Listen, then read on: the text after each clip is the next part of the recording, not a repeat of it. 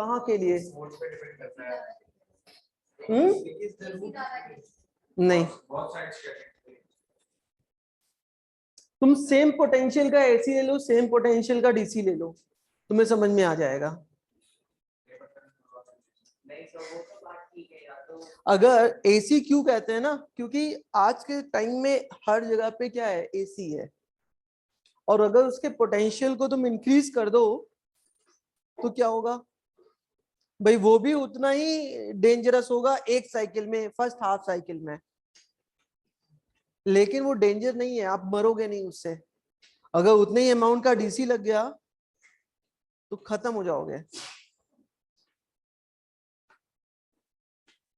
ठीक है, DC, DC क्योंकि उसके अंदर फ्रीक्वेंसी नहीं होती, वो कभी भी जीरो नहीं होगा, उसका जो एम्पलीट्यूड होगा वो हमेशा क्या होगा, कांस्टेंट। अगर 220 वोल्ट की सप्लाई है तो 220 वोल्ट ही रहने वाला है, उससे कम नहीं होने वाला वो। Alternate capacitor as a filter है। क्यों नहीं कर सकते हैं, वो अपने आगे डायरेक्ट करंट को फ्लो नहीं करने देता। अगर तुमने किसी भी सर्किट के आगे कैपेसिटर लगा दिया और डायरेक्ट करंट आ रही थी तो उसके आगे हमेशा अल्टरनेट करंट फ्लो करेगी, अभी हम लोग देखेंगे।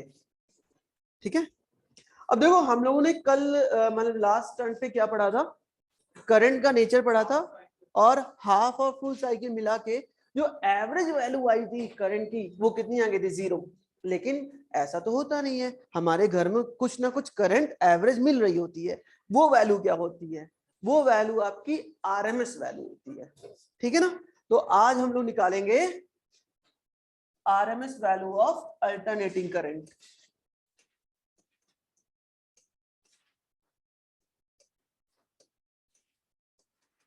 देखो ये भी आपकी बहुत सी बुक में बहुत तरीके के मेथड से गिवन होता है इसका डेरिवेशन, लेकिन हम वो सब फॉलो नहीं करने वाले, आपको हर बुक में वो मिलेगा। हम अभी भी उसी एक जो रूल बताया था एवरेज वाला, उसी को यूज करेंगे, उससे बहुत ही सिंपल तरीके से सॉल्व करने वाले हैं। कैसे, चलो ध्यान दो। देखो IRMS का मतलब क्या हुआ, IRMS का मतलब हुआ, आप क्या करो, आई का स्क्वायर लो पहले, देन उसका रूट लो, सॉरी देन उसका मीन लो, देन उसका रूट ले लो। Means square of mean of root of I. ठीक है ना, मतलब अब हमें आई का एवरेज नहीं चाहिए, अब हमें आई के स्क्वायर का चाहिए। तो हमने फिर से वही सेम पैटर्न बनाया ग्राफ का, हमने कहा ये हमारी साइकिल है करंट की, जहां पे ये उसके मैक्सिमम करंट आई को शो कर रहा है। अगेन मैंने एक छोटा सा एरिया ले लिया डी थीटा। तो आई का एवरेज क्या था, आई का एवरेज आया था 1/पाई integral of 0 to pi I into D theta. सही है बात। अगर मैं आई की जगह पे आई स्क्वायर कर दूं और उसका मीन लूं तो भी क्या हो जाएगा, और कहां से कहां तक लूं, 0 से लेके 2 पाई कंप्लीट साइकिल के लिए, तो 1/2 पाई I square into D theta, यही बनेगा। तो सबसे पहले हम इसकी इस वैल्यू को फाइंड करते हैं। देयरफॉर आई स्क्वायर का mean is equal to 1/2 pi under root 0 से 2 pi I square into D theta. That means 1/2 pi 0 to 2 pi I square का मतलब क्या हो गया, I square into sine square theta into D theta. I naught square को बाहर कर लो तो आपको मिल गया I naught square upon 2 pi integral of sine square theta D theta 0 से 2 पाई। अब आपको पता है sign square theta D theta को इंटीग्रेट नहीं कर सकते, हमें इसे चेंज करना होगा दूसरी आइडेंटिटी में। कैसे करें, cos 2 थीटा से। तो वैल्यू हमें पता है क्या होती है, we know that cos 2 theta is equal to 1 minus 2 sin square theta. Therefore sin square theta is equal to half minus cos 2 theta by 2. बात ठीक है? मैं इसको वहां रिप्लेस कर रहा हूं। Therefore आई स्क्वायर का मीन क्या हो जाएगा? I naught square upon 2 pi integral of 1 upon 2 minus 1 upon 2 cos 2 theta into D theta 0 से 2 पाई। तो क्या मिल गया हमें? हमें मिल गया I naught square upon 2 pi half into D theta करेंगे तो थीटा आ जाएगा, और हम इसे सिर्फ ऐसे ही लिख के छोड़ दे रहे हैं, और हाफ को मैंने बाहर ले लिया तो ये बन जाएगा आपका 4। क्या बन जाएगा? 4 पाई। तो यहाँ पे क्या आ गया? थीटा। देन यहां देखो cos 2 थीटा, cos 2 थीटा का इंटीग्रल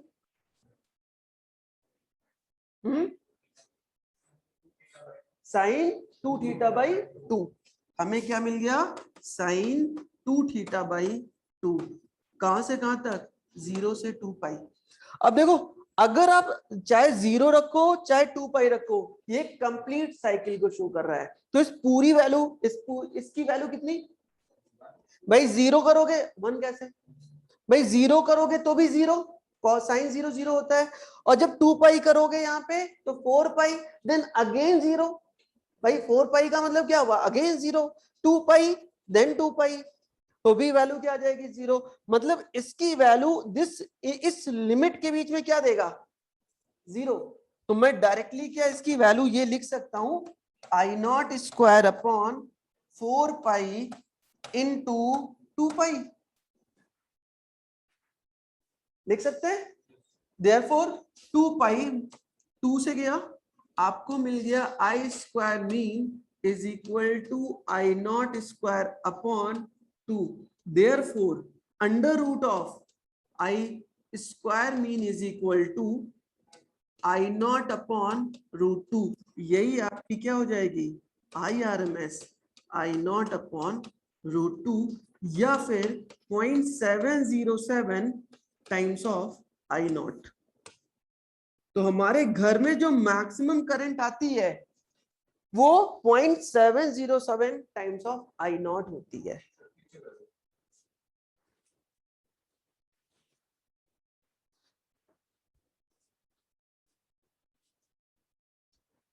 इसे यहां पे ऐसे ब्रैकेट में कर दे रहा हूं क्योंकि इसका यूज किया है।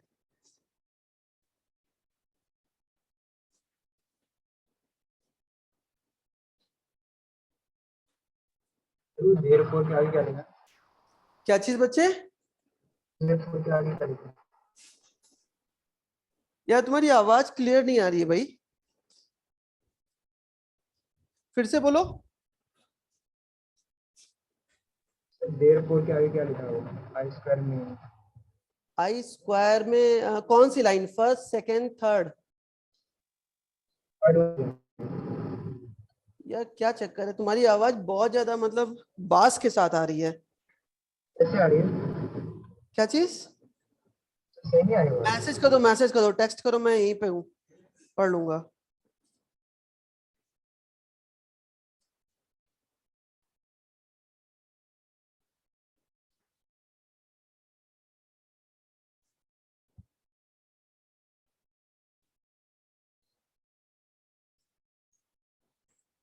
सर देयरफॉर के आगे क्या लिखा है?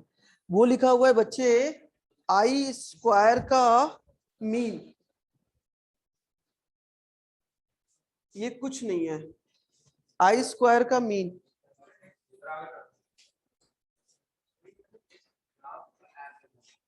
ये इस ग्राफ का यूज किया है कंप्लीट साइकिल के लिए। हाँ भाई, first cycle plus second cycle, मैंने दोनों को एक साथ लिया है क्योंकि आरएमएस कंप्लीट साइकिल के लिए ले सकते हैं। हाँ हमेशा, अभी पता नहीं आप लोग इंटीग्रेशन पढ़े हो नहीं पढ़े हो? पढ़े हो? साइन स्क्वायर थीटा और cos स्क्वायर थीटा का एवरेज हाफ होता है हमेशा, और sin 2 थीटा और cos 2 थीटा का 0 होता है। तो देखो मैंने क्या किया है, अच्छा अगले वाले इसमें देखो, इसका एवरेज कितना आएगा 0। अगर इसका एवरेज आएगा तो जो यहाँ पे बना था sin स्क्वायर थीटा वो क्या दे देगा, हाफ। कट पिट के हाफ ही तो दे रहा है, तो डायरेक्टली भी यूज कर सकते थे, लेकिन मुझे नहीं पता था, आप लोगों को पता है क्या। अच्छा ये होता है, चाहे साइन स्क्वायर थीटा का चाहे कॉस स्क्वायर थीटा, किसी का भी एवरेज लोगे कंप्लीट साइकिल के लिए वो हाफ ही देगा। और साइन 2 थीटा का इंटीग्रल करोगे या कॉस 2 थीटा का इंटीग्रल करोगे कंप्लीट साइकिल के लिए, वो 0 देगा हमेशा।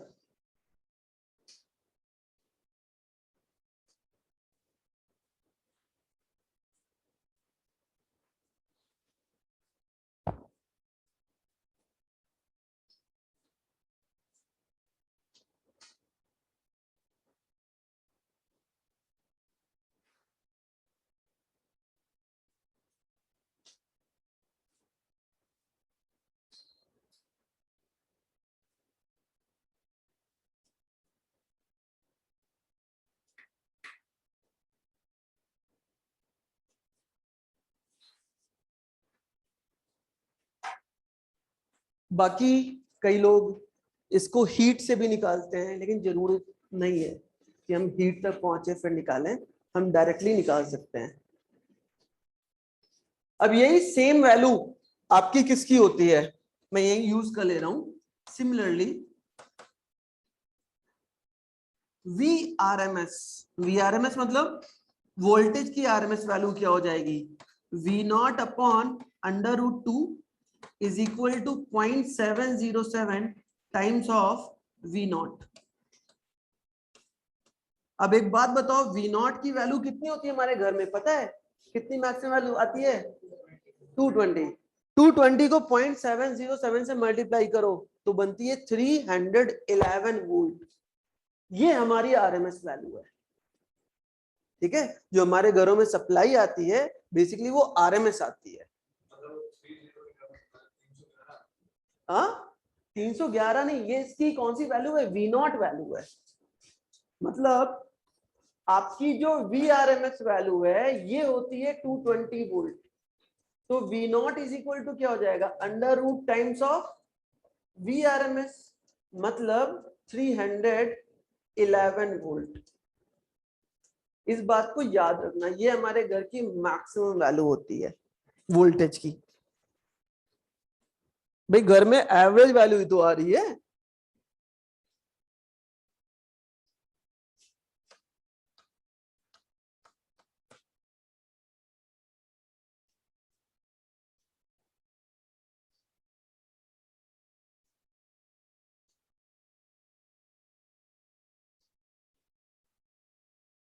डन। अब एक छोटी सी बात और, मैं इसी को कनेक्ट कर रहा हूं आपके वेव एंड ऑसिलेशन से। और वेव एंड ऑसिलेशन में मैंने एक बात बताई थी आप लोगों को, वो बात क्या थी कि अगर कोई पार्टिकल सर्कुलर पाथ पे मूव कर रहा हो, मैंने ये लिया, इस सर्कुलर पाथ पे अगर वो मूव कर रहा हो देन हमेशा वो किस वेव को जनरेट करता है, बताओ भाई, साइन। कैसे, हमने एक पार्टिकल ये ले लिया, उसका मोशन लगातार ऐसे हो रहा है और इसके पीक पॉइंट पे मैं 4 लोकेशन को शो कर रहा हूं। ये हो गया theta is equal to 0 degree पे, ये हो गया theta is equal to 90 degree पे, जब ये 90 डिग्री ऊपर आ रहा है ये हो जाएगा theta is equal to pi degree पे, ये हो जाएगा थीटा इज इक्वल टू 3π/2 पे, एंड अगेन ये वैल्यू फिर से हमें मिल जाएगी थीटा इज इक्वल टू 2π। ठीक है, therefore ध्यान दो,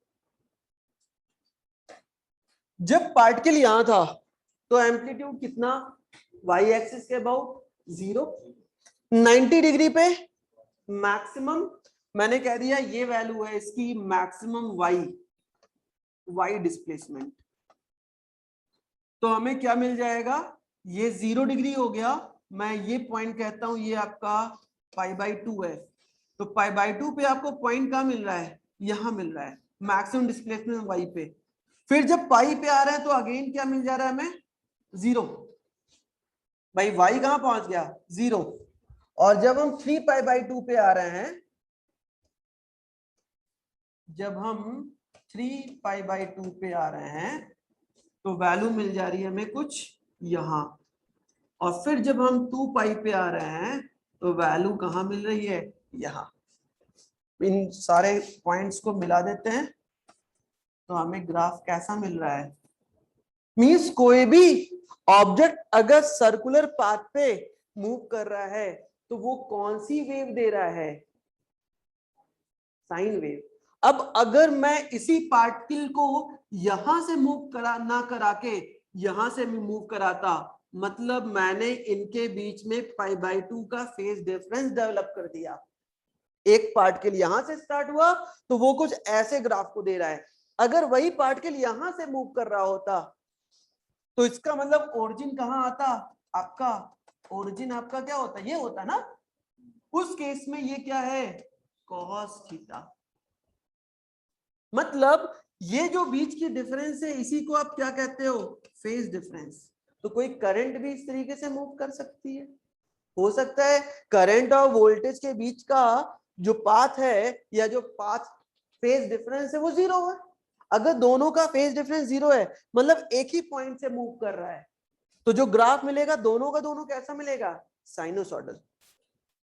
ठीक है, अगर वही π/2 आगे से मूव कर रहा है तो फेज डिफरेंस कितना हो जाएगा, π/2, वो कॉस का ग्राफ बन जाएगा, और कैसा, पॉजिटिव कॉस के साथ।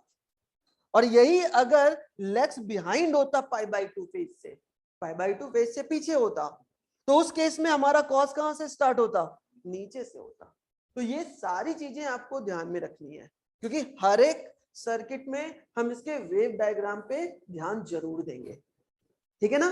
तो अब आते हैं हम इसके सर्किट पे। सबसे पहले हम बात करते हैं टोटल कितनी सर्किट पढ़नी है, मैं इसे लिख देता हूं। आपको पहली सर्किट पढ़नी है only R circuit, then C circuit, then L circuit, ये सिंगल सिंगल। ठीक है, फिर इनके कॉम्बिनेशन से RC circuit, C L circuit, then L R circuit, then last आपका हो जाएगा एलसीआर सर्किट। एलसीआर सर्किट में भी दो तरीके की सर्किट होती है, एक सीरीज होती है, एक पैरेलल होती है। ठीक है, हम दोनों पढ़ेंगे। तो टोटल कितने हुए, 8 टाइप के सर्किट हुए जो हमें पढ़ने हैं। तो हम पहले से स्टार्ट कर रहे हैं, आर सर्किट। मैंने आपको जब मोमेंट ऑफ इनर्शिया हम लोग कर रहे थे तो मैंने कुछ पॉइंट याद कराए थे, 5 पॉइंट। सबसे पहले डेंसिटी, देन उसका वेरिएबल मास, देन उसका मोमेंट ऑफ इनर्शिया वेरिएबल मास का एलिमेंट का, देन उसे इंटीग्रेट करते थे और मोमेंट ऑफ इनर्शिया मिल जाता था। ये 5 पॉइंट रहते थे। ऐसे यहाँ पे भी कुछ 5 पॉइंट हैं जो कि हमेशा पूछे जाते हैं। क्या क्या है समझो। सबसे पहला तो इसका सर्किट डायग्राम क्या होगा। मैंने सिर्फ एक आर सर्किट ले ली और इसके, हाँ एल क्या होता है भाई, यही तीनों तो हमारे पूरे सर्किट में यूज होते हैं। कोई सीएफएल नहीं लाया वीरेन, तुम सीएफएल लाने वाले थे नहीं, बाद में तुमने कहा था सब मैं ले आऊंगा, बोल तो देते हो। मैंने क्या किया, इसके अक्रॉस एक अल्टरनेटिंग सोर्स अप्लाई किया, V0 साइन ओमेगा टी। इसकी वजह से करंट कितनी फ्लो हो रही है, मान लिया I। तो सबसे पहली बात आपको हर एक में सर्किट शो करना है, उस सर्किट में जो भी इनपुट है वो कितना है, V = V0 sine omega T. अब इस इनपुट की वजह से करंट की वैल्यू, अगर मैं इसे एज अ अल्टरनेटिंग करंट लेता तो मैं अल्टरनेटिंग वोल्टेज फाइंड करता। यहां पे क्या लिया है, वोल्टेज, तो हम क्या फाइंड करेंगे, करंट। आपको वोल्टेज करंट चाहिए, फिर उसके बीच का रेजिस्टेंस चाहिए, फिर उसका फेज डायग्राम चाहिए, फिर वेव डायग्राम चाहिए, देन लास्ट में और भी कुछ इंपॉर्टेंट केसेस आएंगे तो उसको डिस्कस करेंगे। सब में नहीं है, कुछ कुछ में है। तो सेकंड चीज क्या निकालनी है हमें, वोल्टेज के बाद इसकी करंट। करंट क्या होगी बच्चे, V अपॉन R। V की वैल्यू पुट कर दो, V not sine omega T upon R। मैं इसमें एक छोटा सा केस लगा रहा हूं। If omega T is equal to 1, that is theta is equal to, और 1 नहीं 0 degree, theta is equal to 0 degree, या चलो 1 लेते हैं, क्या करने हम मैक्सिमा के लिए 90 डिग्री, 90 डिग्री। तो आपको क्या मिल जाएगा, sine omega T is equal to 1। इस केस में जो आई होगा वो कैसा होगा, मैक्सिमम, है कि नहीं। और उस मैक्सिमम करंट को हम कहते हैं कितना, आई नॉट। तो जरा इसमें वैल्यू पुट करो, तो हमें क्या मिल जाएगा, आई की जगह पे I naught is equal to V not upon R. तो आपको इक्वेशन क्या मिल गया, I is equal to I naught sine omega T. इसका मतलब जो इनपुट है और जो आउटपुट है उनके बीच का फेज डिफरेंस कितना, भाई आपने पोटेंशियल दिया V is equal to V naught sine omega T, इसकी वजह से जो करंट मिल रहा है वो कितना मिला, I is equal to I naught sine omega T. इन दोनों के बीच में फेज डिफरेंस कितना,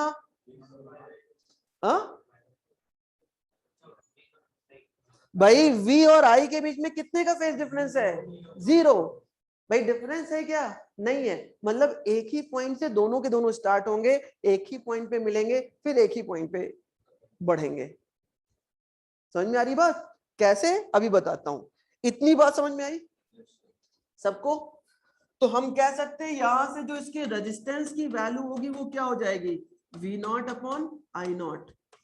तो किसी भी सर्किट में ये तीन नॉलेज बहुत ही ज्यादा इंपॉर्टेंट होता है, उसका पोटेंशियल, उसका करंट और उसका रेजिस्टेंस, तीनों वैल्यू में मिल गई है। ठीक है, अब इसकी बात करते हैं फेजर डायग्राम की, ध्यान दो।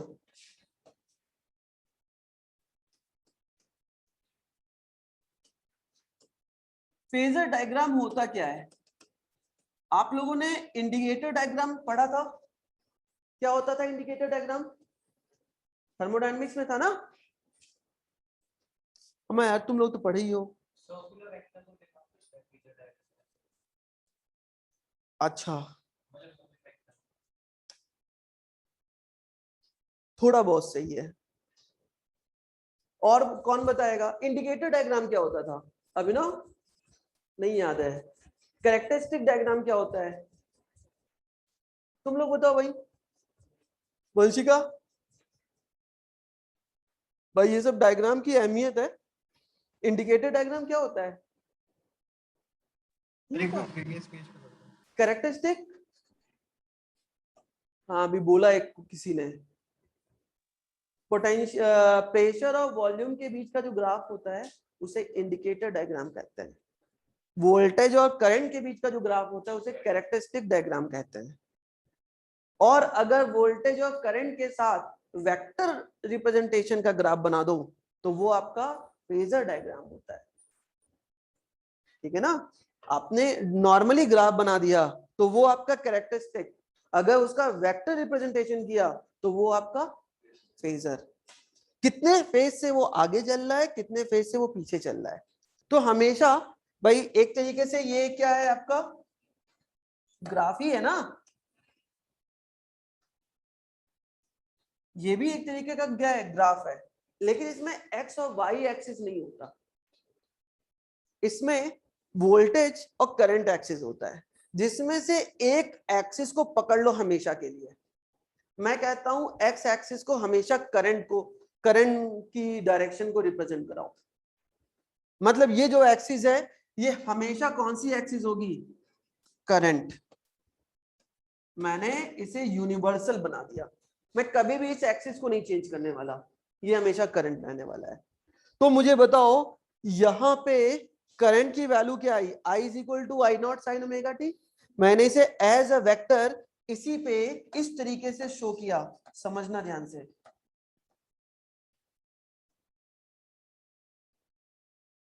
ये रहा, मैंने कहा ये क्या है, ये आपके करंट की डायरेक्शन है, ठीक है। अब अगर मैं v की डायरेक्शन देखूं तो करंट की डायरेक्शन में v है या उससे π/2 आगे है, 3π/2 आगे है या कुछ पीछे है, सेम डायरेक्शन में। मतलब इसी की डायरेक्शन में आपको क्या बनाना है, v, लेकिन उसका एम्पलीट्यूड हम क्या करेंगे, बड़ा कर देंगे। क्यों बड़ा कर देंगे, क्योंकि एम्पलीट्यूड वाइज इसकी वैल्यू बड़ी होती है। तो ये हमारा बन गया v, और इनके बीच का फेज डिफरेंस कितना हो गया,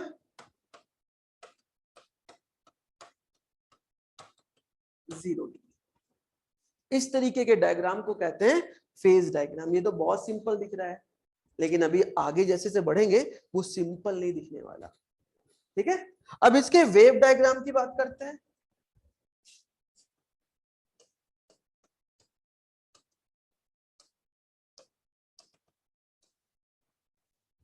तो वेव डायग्राम आप लोग फैमिलियर हो,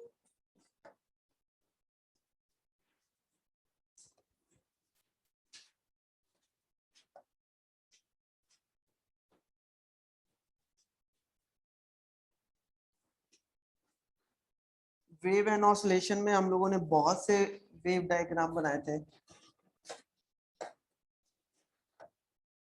मैंने कहा ये 0 है, ये आई नॉट है, ये माइनस आई नॉट है, ये वी नॉट है, ये माइनस वी नॉट है, ये मैंने π/2 मान लिया, ये पाई मान लिया, ये 3π/2 मान लिया, और ये 2π मान लिया।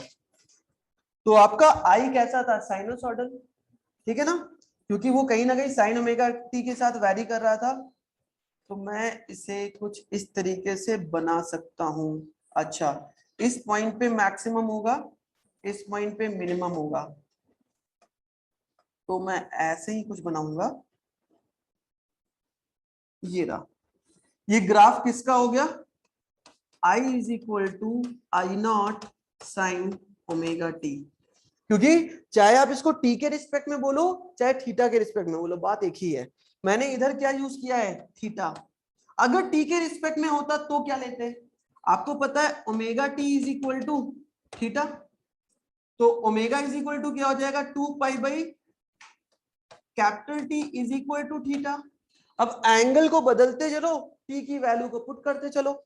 मैंने सबसे पहले theta is equal to 0 degree रखा, तो टी इज इक्वल टू कितना मिल गया, 0, ठीक है।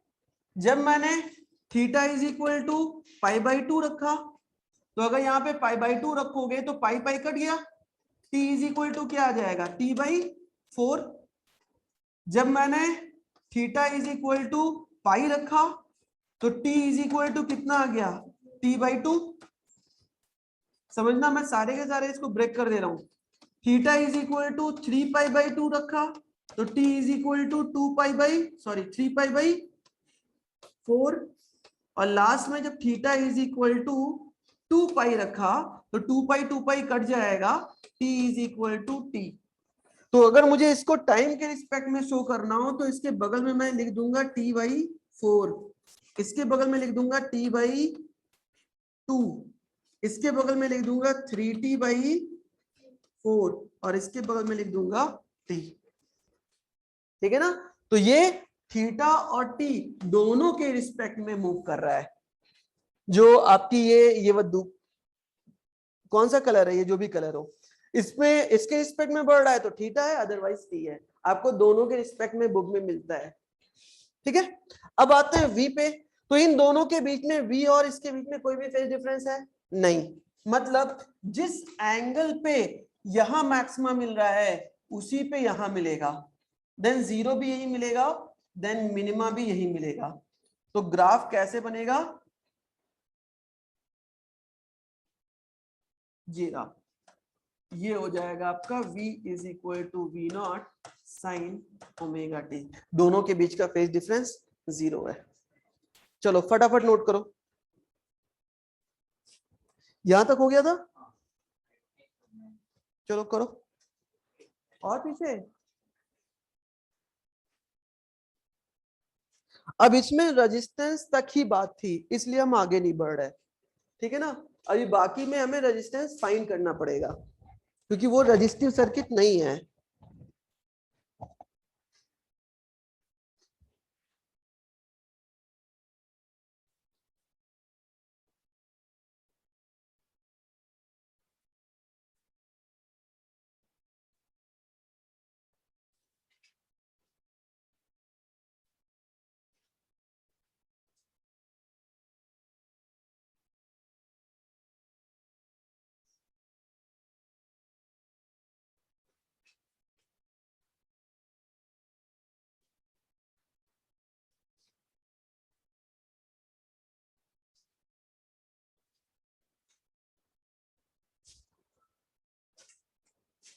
आर एस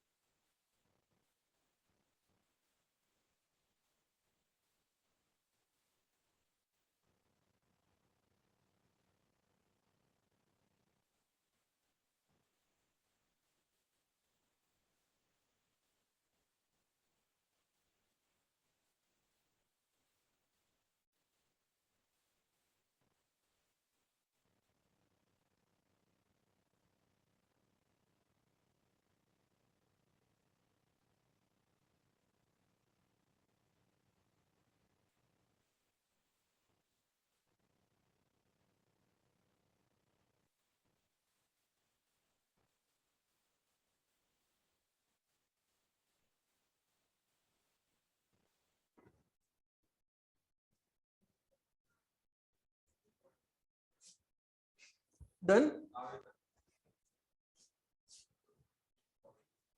ये भी हो गया। करो फटाफट करो। और ये वाली क्या हो जाएगी? अच्छा वी तो है ही नहीं, तो इधर करने की जरूरत ही नहीं आपको।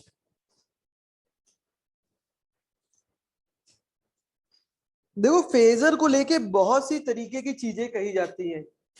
आप लोग सीधे समझो कि वी और आई के बीच का जो वेक्टर डायग्राम होता है उसी को हम फेजर डायग्राम कहते हैं। यार देखो मैं वही बोल रहा हूं, मैं कहीं कोई सर्कल नहीं बनाने वाला, मैं सिर्फ वेक्टर से ही शो करूंगा सब कुछ।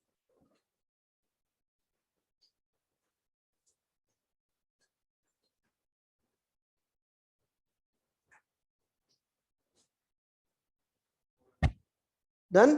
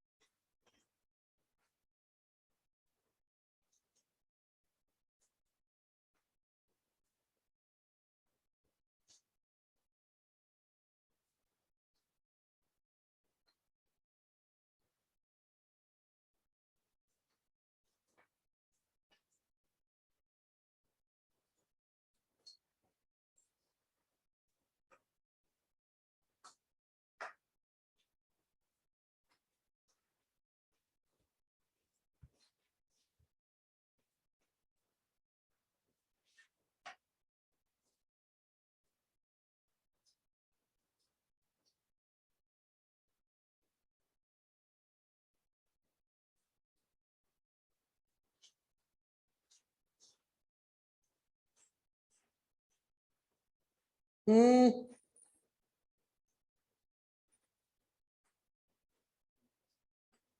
ये पॉइंट कोइंसाइड करेंगे ही करेंगे जीरो पे।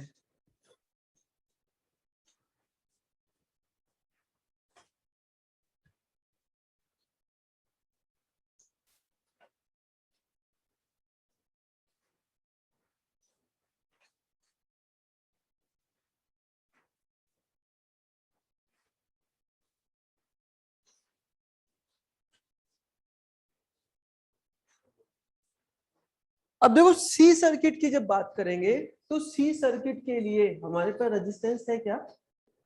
नहीं है, हमें रेजिस्टेंस पढ़ा ही नहीं है सी सर्किट में। तो वहां पे एक नए वर्ड की एंट्री होगी, रिएक्टेंस। रिएक्टेंस भी एक तरीके का क्या है? रेजिस्टेंस है। जब भी कोई कैपेसिटिव सर्किट होता है उसमें जो रेजिस्टेंस डेवलप होता है उसे कहते हैं रिएक्टेंस। वो भी हाँ, उसी को रिएक्टेंस कहते हैं। वो जो वैल्यू है वो हमेशा वोल्टेज के मैक्सिमम करंट और करंट के मैक्सिमम करंट के रेशियो के इक्वल होता है। डेफिनेशन में कोई भी चेंज नहीं है भाई। यहाँ भी रेजिस्टेंस जो मिला था हमें V not upon I naught मिला था, कैपेसिटिव सर्किट में भी जो V not upon I naught होगा वही आपका रिएक्टेंस होगा, कैपेसिटिव रिएक्टेंस। ठीक है ना? इंटरनल क्या, मटेरियल का रेजिस्टेंस जो रजिस्ट करेगा करंट के फ्लो को, वो तो चार्ज पे डिपेंड करता है ना कैपेसिटेंस। लेकिन यहाँ पे चार्ज नहीं है, यहाँ तो करंट की बात करेंगे। तो वो कौन सा रेजिस्टेंस है? That resistance is known as reactance, capacitive reactance. ऐसे ही जब इंडक्टर आएगा तो वही नाम पड़ जाएगा इंडक्टिव रिएक्टेंस, और वो भी वोल्टेज की मैक्सिमम वैल्यू और करंट की मैक्सिमम वैल्यू के रेशियो के इक्वल होगा। हाँ, डन। आगे बढ़े, जल्दी जल्दी करो फटाफट। चलो अगला सर्किट है हमारा सी सर्किट।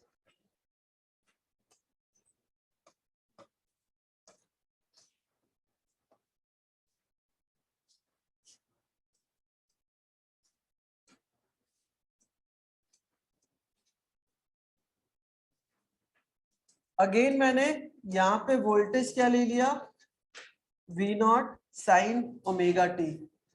हमने कहा ये कैपेसिटेंस है सी, इसमें चार्ज स्टोर हो रहा है प्लस माइनस, मैंने क्यू बोल दिया। तो सबसे पहली नॉलेज हमें क्या मिली? V is equal to V naught sine omega T. Second knowledge क्या हो जाएगी? हमें I चाहिए। I इज इक्वल टू क्या होता है? D q by D t, और Q इज इक्वल टू क्या होता है? C into we.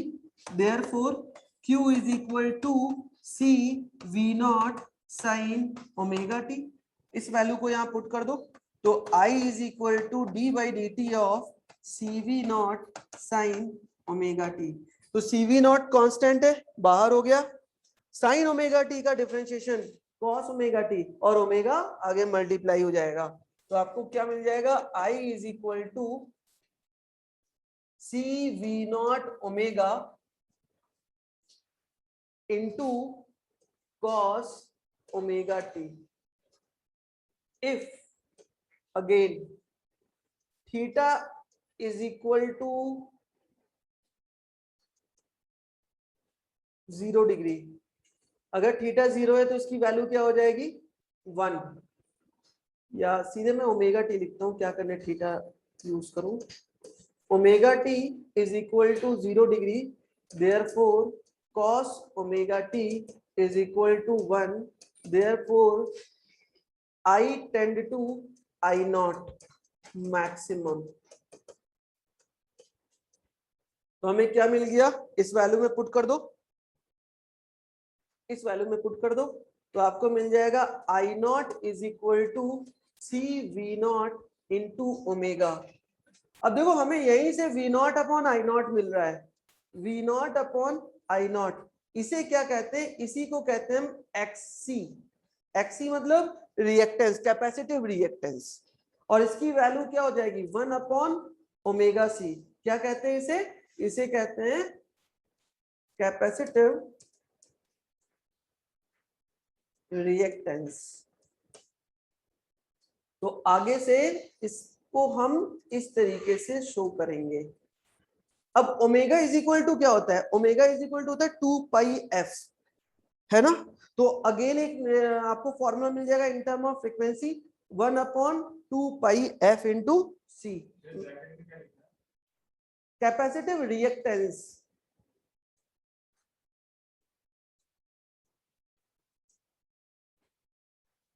And XC is equal to 1 upon 2 pi FC into C। FC का मतलब हुआ कैपेसिटिव सर्किट में जो फ्रीक्वेंसी मिल रही है, ठीक है ना। तो फॉर्मूला क्या बन जाएगा, इसकी जगह पे आई नॉट पुट कर दो, तो I is equal to I naught cos sine omega T. चलो फटाफट करो, फिर आगे बढ़ते हैं।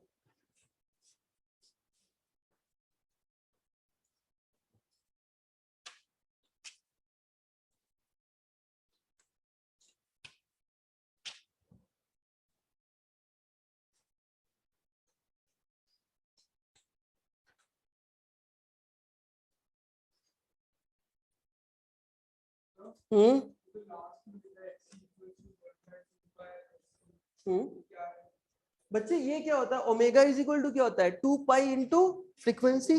तो फ्रीक्वेंसी किसकी, कैपेसिटिव सर्किट की, तो इसलिए मैंने वहां पे C लगा दिया है।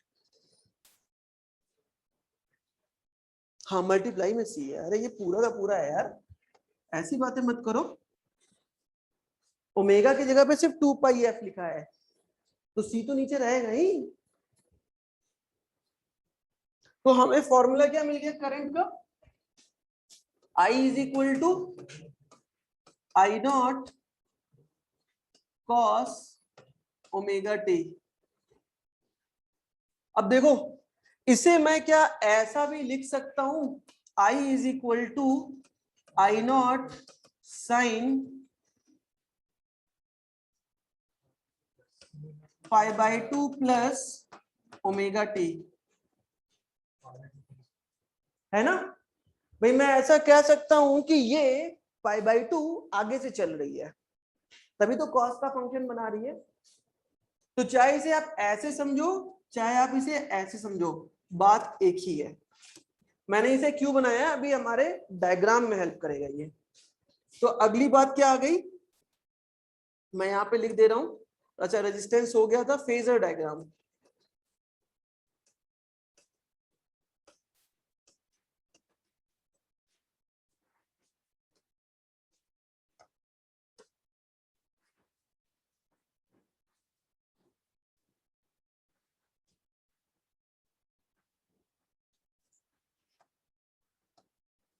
और मैंने माना कि आई हमेशा किधर होगा, इसी साइड होगा, क्योंकि ये हमारा आई एक्सिस है। तो अगर आई है ये, तो दोनों में से बताओ, एक ये है और एक वी है, V naught sine omega T. आगे कौन भाग रहा है, कितने फेज से, तो मैं उसका उल्टा भी कह सकता हूं। मैं कह सकता हूं पाई बाई 2 पीछे है, कौन, वी। तो अगर आई इस डायरेक्शन में है, तो उससे पाई बाई 2 पीछे कहां जाएगा, वी इस एक्सिस पे आएगा।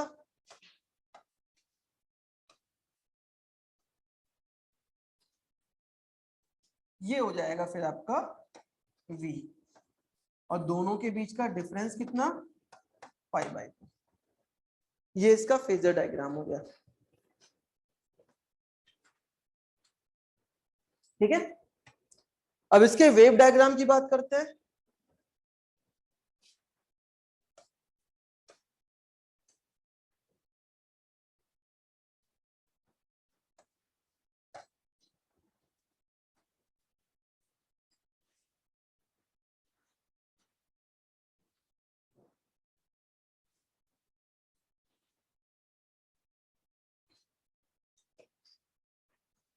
जीरो,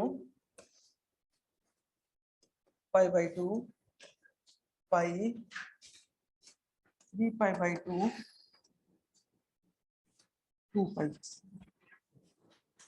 अब दोनों में से कौन सा वेव साइनोसॉइडल है, वी वाला है, तो पहले वी को बना लेते हैं, ठीक है। तो मैंने पहले वी को बनाया, ये था आपका वी नॉट, ये था माइनस वी नॉट। तो यहाँ पे ये इस जगह पे हिट करेगा, यहाँ पे ये इस जगह पे हिट करेगा, तो आपका जो ये वेव बनेगा वो कुछ ऐसा बनेगा, ठीक है।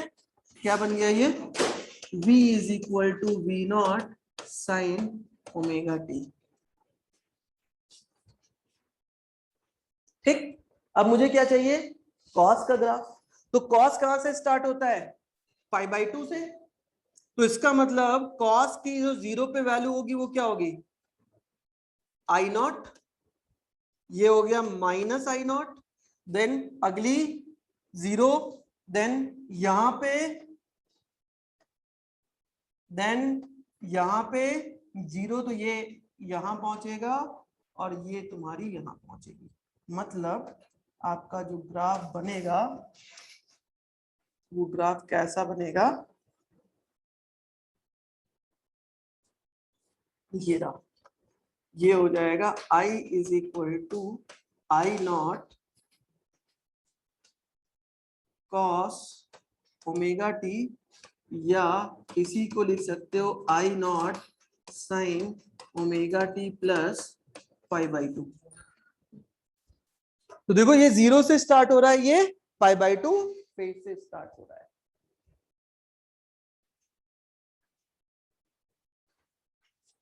बैक तो उसमें कुछ है ही नहीं, बैक वाले में क्या करोगे? अच्छा करो फटाफट करो।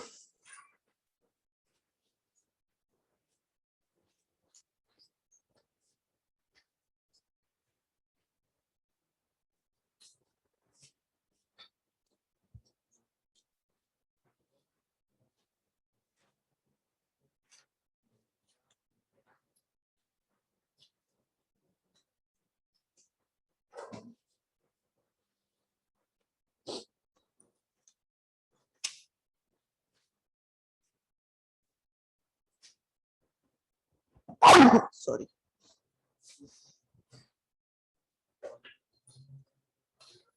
हो गया?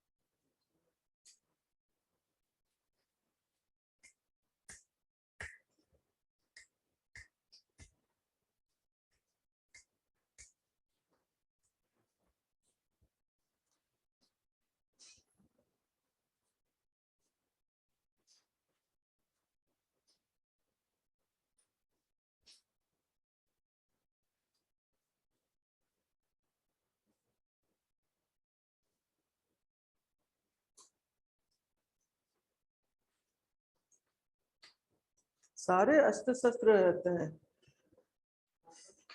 सारे अस्त्र शस्त्र मौजूद हैं। व्हाइटनर और eraser. Done. Next L circuit.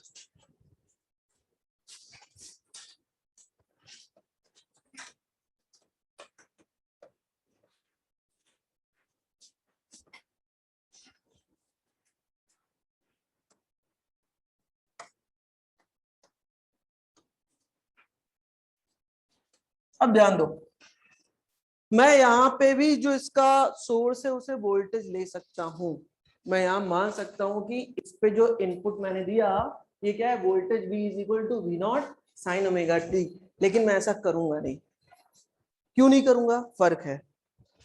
आपके पास पता है कि V निकालने के लिए या V से I निकालने के लिए हमें क्या करना होगा? इंटीग्रेशन। क्यों इंटीग्रेशन? आपको पता है कि E is equal to L D I by D T होता है। Therefore D I is equal to क्या हो जाएगा? E upon L into D T. दोनों साइड का क्या करना पड़ेगा आपको? इंटीग्रेशन। और हम हमेशा इंटीग्रेशन से बचते हैं। आसान है, कोई बड़ी बात नहीं है, लेकिन भाई डिफरेंशिएशन से तो आसान नहीं है ना। तो इसलिए हम इसे, इसके इनपुट को चेंज कर लेते हैं। मैंने यहाँ पे इनपुट दे दिया I0 साइन ओमेगा टी। तो पहली बात आपको क्या मिल गई? I is equal to I0 sine omega T. तो अब हमें इससे क्या चाहिए? V। तो सेकंड V का मतलब होता है E, EMF, तो E is equal to minus L di by dt। इस I को यहाँ पे पुट कर दो, तो minus L d by dt of I not sine omega T. तो क्या मिल गया, I नॉट को बाहर ले सकते हैं, तो E is equal to minus L into I naught d by dt of sin omega t, that means E is equal to minus L I naught cos into omega into cos omega t। ठीक है, अब minus cos theta is equal to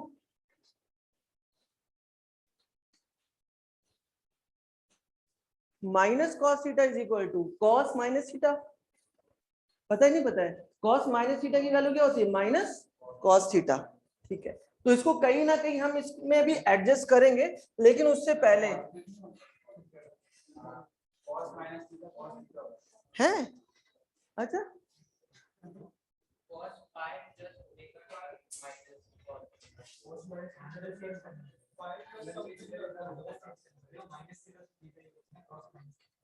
to pi as अगर मैं लेता हूं, consider करता हूं ए super tea cup, हाँ तो भी माइनस,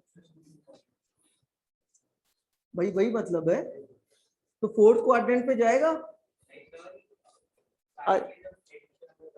ठीक है, कोई बात नहीं, मैं इसको ये लिख सकता हूं, चलो मुझे उस पे झगड़ा करना ही नहीं है, इसे मैं साइन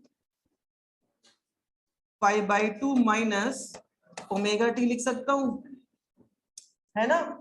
इसका मतलब E is equal to L I naught omega sine omega T minus,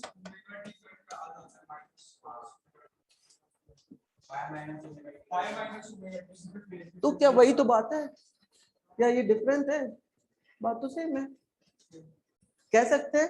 मुझे सिर्फ क्या दिखाना है इसमें, मुझे सिर्फ एक बात दिखानी है कि यहां से जो E की वैल्यू आ रही है वो I से आगे है या पीछे है।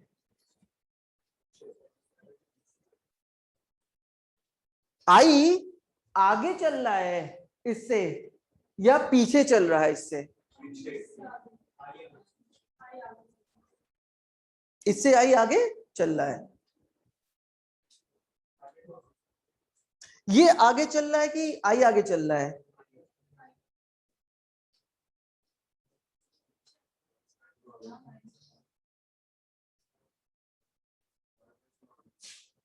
एक कोई बात नहीं, कोई बात नहीं, इसको 2 मिनट के लिए मैं हटा रहा हूं, 2 टर्म यहां छूट गए, पहले उसे ले आता हूं, फिर हम बात करेंगे कि क्या होगा क्या नहीं होगा। ये जो वैल्यू है इसके मैक्सिमम होने पे, इसके मैक्सिमम होने पे अगर मैं इस माइनस का झमेला ही हटा दूं तो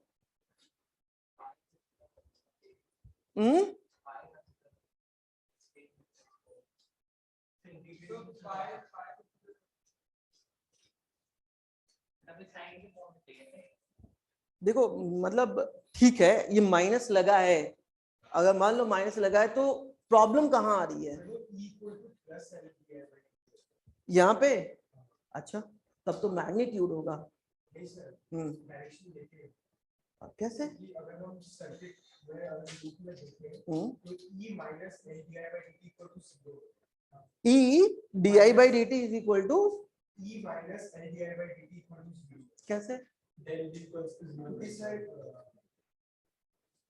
लूप में del D डेल्टा V 0 होता है, तो जब आप उसे LHS में लाते हैं तब माइनस आता है, जब आप उसे RHS में लाए तो माइनस प्लस, नहीं ऐसा कुछ नहीं होता, इसका फिजिकल सिग्निफिकेंस क्या है, जो अगर हम एक छोटा सा सेल बनाने की कोशिश करें तो उस पे करंट का डायरेक्शन उसका होगा, तो उसका सेल का डायरेक्शन होगा पॉजिटिव नेगेटिव, तो वो हम अगर सर्किट में चलेंगे हम उसको उल्टा बनाते नहीं है बच्चे, सेल में करंट उल्टी फ्लो करती ही है, नहीं हमेशा, तुमने कभी भी कोई भी सर्किट बनाई है उस सर्किट में करंट की डायरेक्शन किधर से किधर होती है, पॉजिटिव टू निगेटिव। अब दोनों सेल के बीच में वो डायरेक्शन क्या हुई भाई,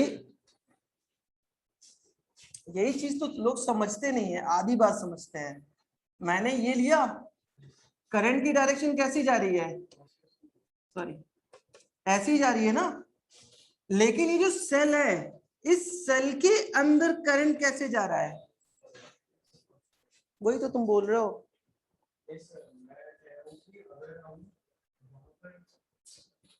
करंट की डायरेक्शन अगर उल्टी होगी इंडक्टर के वजह से तो करंट फ्लो होता है, तो वहां पे अगर हम बढ़ाएंगे एक छोटा सा सेल उसके नीचे, अगर हम उसको कन्वर्ट कर देंगे तो वो पॉजिटिव नेगेटिव होगी, और यहाँ से अगर हम एक सर्किट लूप लगाएंगे केवीएल जैसा, तो वो V और हम ऐसे फ्लो करेंगे तो पॉजिटिव से नेगेटिव, नेगेटिव से माइनस किया जाता है।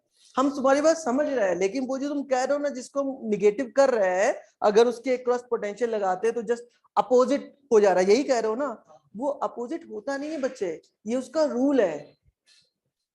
ये आधी इनकम्प्लीट नॉलेज हम लोग पढ़ते हैं कि सेल हमेशा पॉजिटिव टू निगेटिव करंट भेजता है। कॉइल जितने भी तुम्हारे इंडक्टर है, जितने भी इंडक्टर हैं, उन सब में कौन स्टोर कर रहा है करंट को, भाई एक तरीके से कॉइल ही तो ईएमएफ है।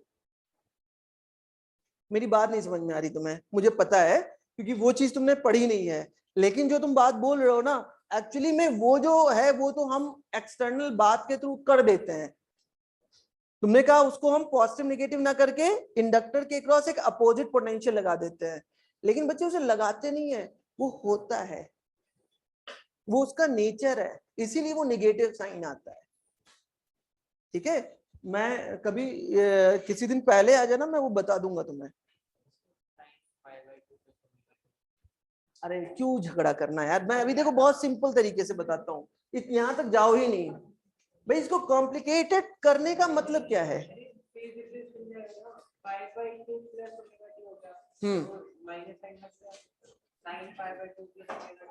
अच्छा ठीक है, मैं एग्री कर रहा हूं, लेकिन मैं उतना लंबा जाऊंगा ही नहीं, ठीक है ना। अच्छा एक बात बताओ सारे लोग, क्या बात है आदित्य, क्या बता रहे हो। नहीं ये तो नहीं था, कुछ और था।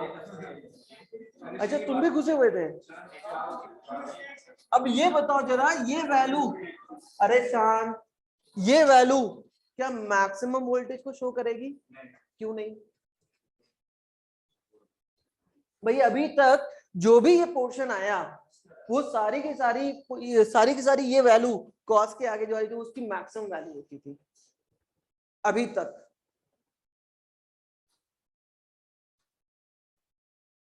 अरे यार तुम कसम से ऐसी चीजें कर रहे हो। देखो यहाँ पे भाई ये वैल्यू क्या आई, सी वी नॉट ओमेगा, इससे पहले वी नॉट अपॉन आर आया था। सब में ये वैल्यू क्या थी, उसकी मैक्सिमम वैल्यू नहीं थी आई नॉट वी नॉट। तो क्या मैं अगर डायरेक्टली इस बात को लिख दूं तो कोई आपत्ति है, मैं ये लिख दूं this implies that E is equal to minus E naught काय कॉस ओमेगा टी, किसी को प्रॉब्लम है नहीं, क्योंकि ये मैक्सिमम होगा ही होगा। इसका मतलब E naught is equal to L I naught omega, this implies that E naught upon I naught is equal to L omega, इसी को हम एक्सेल कहते हैं। एक्सेल का मतलब क्या हो गया, रिएक्टिव इंडक्टिव रिएक्टेंस, ठीक है ना। इसका एक और नाम या एक और फॉर्मेट लिख सकते हैं, XL is equal to 2 pi F into L. बहुत इंपॉर्टेंट है एक्सेल भी और एक्ससी भी, दोनों का बहुत इंपॉर्टेंट रोल है जब हम लोग इसके ऑसिलेशन की बात करेंगे।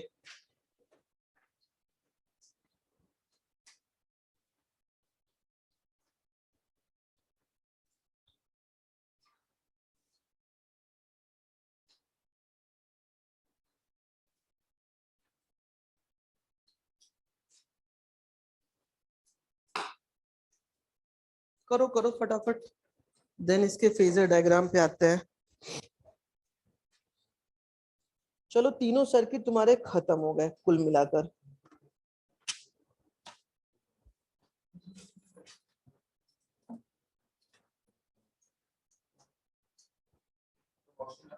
जाओ भैया जाओ। हमेशा एफएल क्या है? क्या बच्चे? अच्छा कुछ लिखे हो तुम? एक मिनट।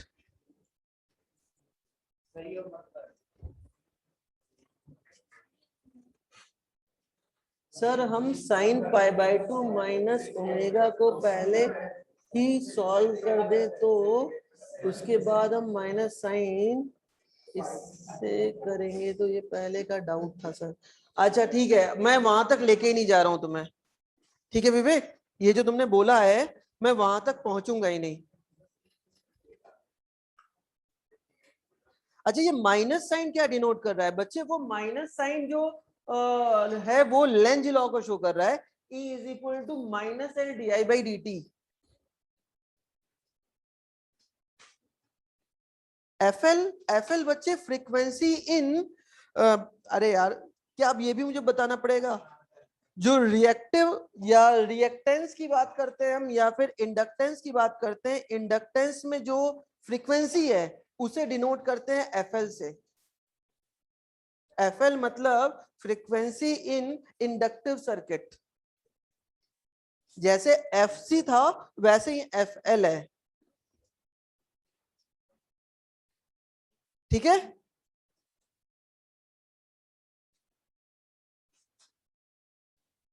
हाँ एफसी जैसे वैसे यहाँ पे एफएल है, दोनों में कोई फर्क नहीं है। अब देखो सारा मसला जो आ रहा है वो कहीं ना कहीं इस निगेटिव साइन पे आ रहा है। देखो इस निगेटिव साइन का मतलब क्या है? इस निगेटिव साइन का मतलब ये है कहीं ना कहीं जो इंड्यूस करंट या इंड्यूस वोल्टेज डेवलप हो रहा है वो उस कॉज का अपोज कर रहा है। यही तो मतलब है, इसके अलावा कोई मतलब है क्या? इसके अलावा कोई मतलब नहीं है। तो क्या अगर हम उसके साइन को इग्नोर कर दे तो हमारे लिए कोई प्रॉब्लम की बात आएगी? नहीं आने वाली, क्योंकि ये कहीं ना कहीं इंडक्टेंस है। भाई इंडक्टेंस ही तो है ना, बताओ भाई। निगेटिव साइन का मतलब क्या है? अपोज कर रहा है। क्या ये वेक्टर है? ई की वैल्यू नहीं, तो अगर मैं उसके ई को हट माइनस, मैंने ये बताओ पोटेंशियल की जो नोटेशन होता है वो होता है बड़ा डंडा छोटा डंडा। इसके पोलैरिटी को बदलोगे तो छोटा डंडा बड़ा डंडा। अल्टरनेटिंग में ऐसा कुछ नहीं होता। क्यों? क्योंकि इंडक्टेंस ही कहीं ना कहीं अल्टरनेटिंग सोर्स का जनरेटर है। इसीलिए हम हमेशा उस निगेटिव साइन को क्या करते हैं? इग्नोर करते हैं। भाई पोटेंशियल हमारा कैसी क्वांटिटी? स्केलर है, तो क्या वो माइनस साइन उसको कोई भी इफेक्ट डालेगा? करंट होता तो हम मान लेते कि भाई डायरेक्शन ऐसे जा रहा था और डायरेक्शन उल्टा हो जाएगा, लेकिन इसके पोटेंशियल के लिए वो कोई फर्क करेगा क्या? नहीं करेगा। लेकिन हमें ये नॉलेज क्या दे रहा है? ये नॉलेज दे रहा है कि अगर कॉस का नेचर हम देखें तो कॉस का नेचर कैसा होता है। ये वापस आओ जरा पीछे थोड़ा सा, हाँ सी वाले में आओ। यहां पे देखो आई का नेचर कैसा आ रहा है? आई नॉट कॉस ओमेगा टी आ रहा है। इससे हमें क्या पता चला? जो आई है वो पाई बाय 2 फेज से आगे है। कौन किससे? वी से। समझ में आ रही बात? इसका मतलब जो यहां पे वी आ रहा है, कहां गया? जहां पे ये जो वी आ रहा है, वी मतलब ईएमएफ, इसका मतलब वी आई से पाई बाय 2 फेज आगे है। फिर से आओ यार, निगेटिव साइन का मतलब क्या है? मैंने वहां भी बताया था निगेटिव साइन का मतलब क्यों करेंगे? कॉस वेक्टर क्वांटिटी है क्या भाई? कॉस का मतलब क्या है? फिर से सुनो, E is equal to minus 20 volt या 20 साइन ओमेगा टी आ रहा है किसी भी ईएमएफ की वैल्यू इंडक्शन में। तो क्या वो 20 sin ओमेगा टी नहीं है? ये तो ये कह रहा है कि रिजल्ट हमेशा उसके अपोजिट आएगा। समझ रहे हो बात को? नहीं समझ रहे हो?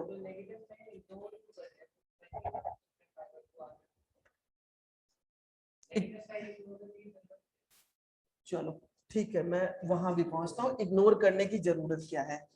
मैंने ये इंडक्टर लिया और इसके क्रॉस ये पोटेंशियल लगाया, सही है बात? इसके क्रॉस पोटेंशियल क्या डेवलप होगा?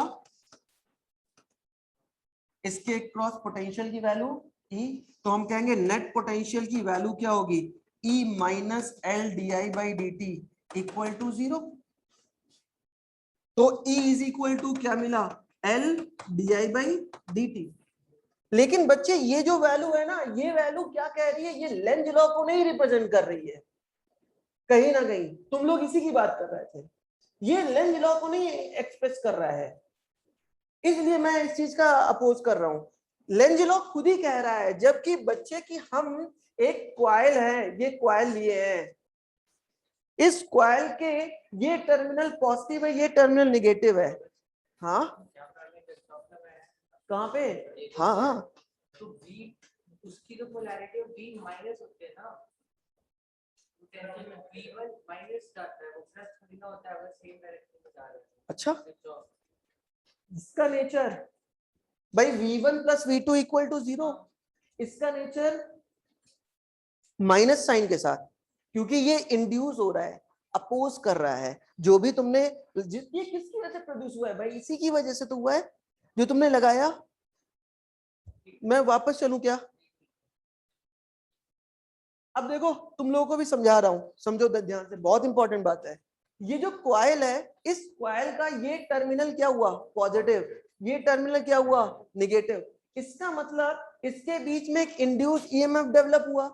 यही तो पढ़ते थे मैग्नेटिक फील्ड। भाई इसके क्रॉस हम नॉर्थ पोल साउथ पोल लेकर आ रहे हैं, तो इस क्वाइल के अंदर क्या जनरेट हुआ? इस क्वाइल के अंदर क्या जनरेट हुआ? एक करंट, इंड्यूस करंट डेवलप हुई, और उसकी डायरेक्शन क्या होती थी? देखो चलो मैं वापस आ रहा हूं थोड़ा सा, क्योंकि कहीं ना कहीं ये इंपॉर्टेंट है, इसलिए मैं सबको एक बार याद दिला दूंगा। ये एन बन रहा है, अगर ये एन बन रहा है तो यहाँ पे क्या बनेगा? इसकी तरफ आ रहा है ये तो नॉर्थ पोल। चलो बच्चे मैंने नॉर्थ पोल बना दिया। अब देखो जरा, अगर ये नॉर्थ पोल है, इसका मतलब मैग्नेटिक फील्ड करंट की डायरेक्शन कैसी? Anti clockwise. और एंटी क्लॉकवाइज का मतलब क्या हुआ? करंट अगर यहां से इधर जा रहा है तो इलेक्ट्रॉन किधर आएगा? इधर से इधर जाएगा। और इलेक्ट्रॉन इधर से इधर आने के लिए ये कौन सा सिंबल होना? ये वाला। इसकी पोलैरिटी क्या होनी चाहिए? अगर इलेक्ट्रॉन इधर से इधर आ रहा है तो इसकी पोलैरिटी कैसी होनी चाहिए? माइनस कि प्लस? इलेक्ट्रॉन माइनस को अट्रैक्ट करेगा कि रिपेल करेगा? प्लस होगा, इसलिए मैंने यहां पे क्या बनाया? प्लस।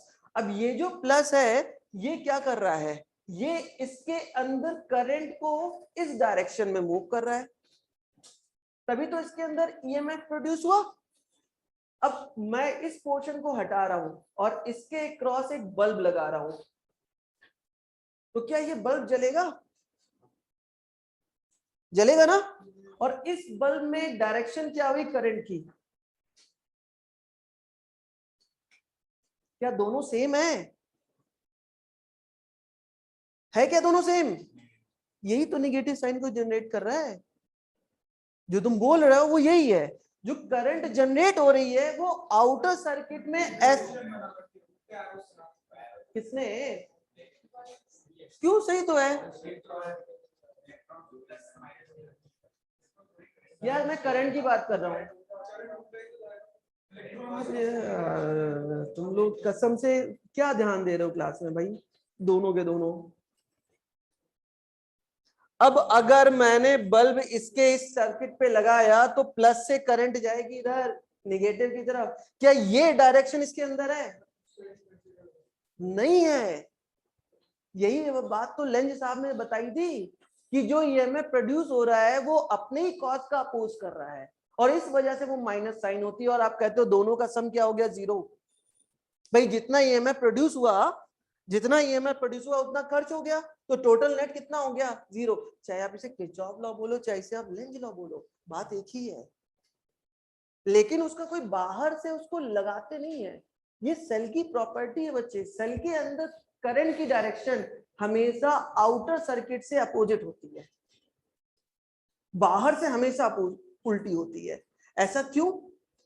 क्योंकि चाहे चार्ज है या फ्लो ऑफ चार्ज है, दोनों में मैग्नेटिक फील्ड, भाई चार्ज में तो नहीं कह सकते, फ्लो ऑफ चार्ज में ही कह सकते हैं, फ्लो ऑफ चार्ज में हमेशा करंट जनरेट होगी। अगर कॉइल है तो उसकी वजह से सेल्फ इंडक्शन होगा, अगर सेल्फ इंडक्शन होगा तो एक ईएमएफ प्रोड्यूस होगा ही होगा।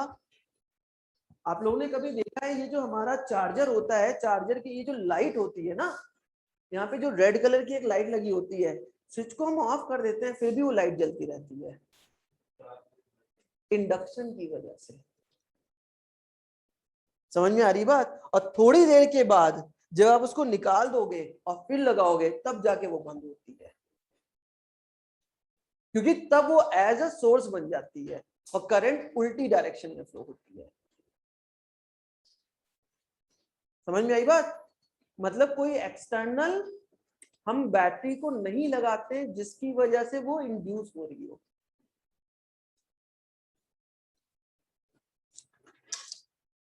हाँ भाई चलो वापस आता हूं मैं अब। तो इसका मतलब अगर मैं इस निगेटिव साइन को इग्नोर कर दूं तो कोई प्रॉब्लम है? कोई प्रॉब्लम नहीं है। तो हम कह सकते हैं सीधे सीधे, मैं इस पूरे खेल को खत्म कर रहा हूं। मैं देखो कभी भी ये नहीं कहता कि आप लोग निगेटिव साइन को अपने मतलब से हटाओ, आप उसके पीछे का लॉजिक समझो। भाई ये वेक्टर हो चाहे स्केलर हो, कुछ भी हो, निगेटिव साइन को हटाना या लगाना ये बच्चों का खेल नहीं है, उसके पीछे बहुत बड़े बड़े लॉजिक होते हैं, वो चीजें आपको पता होनी चाहिए। ठीक है? अब बुक में देखोगे ये बात जो बताई है किसी बुक में नहीं लिखी है, लेकिन ऐसा होता है। जितने लोग प्रैक्टिकल कर रहे हैं, आप लोगों की प्रैक्टिकल नॉलेज जीरो है, हर एक लैब मैनुअल में ओपन करो, हर एक में ये बात गिवन है, किसी टेक्स्ट बुक में नहीं गिवन है, लेकिन हर एक लैब मैनुअल में ये बात गिवन है कि जो आपकी बैटरी है उसके अक्रॉस जो करंट डेवलप होता है वो आउटर सर्किट के अपोजिट होता है।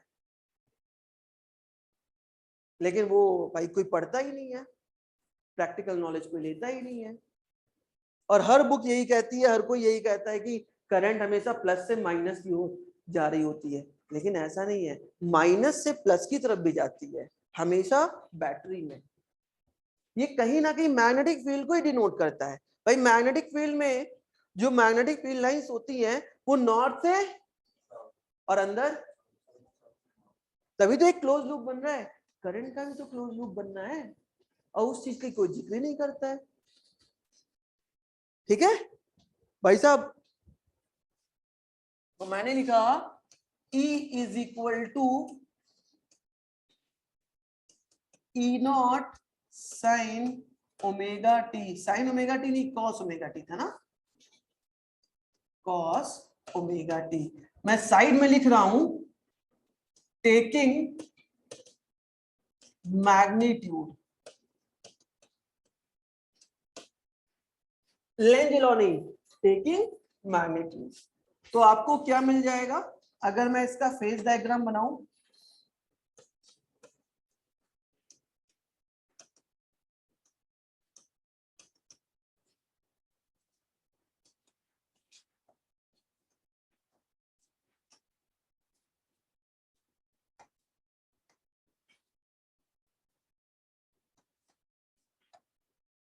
ये बन गया आपका आई,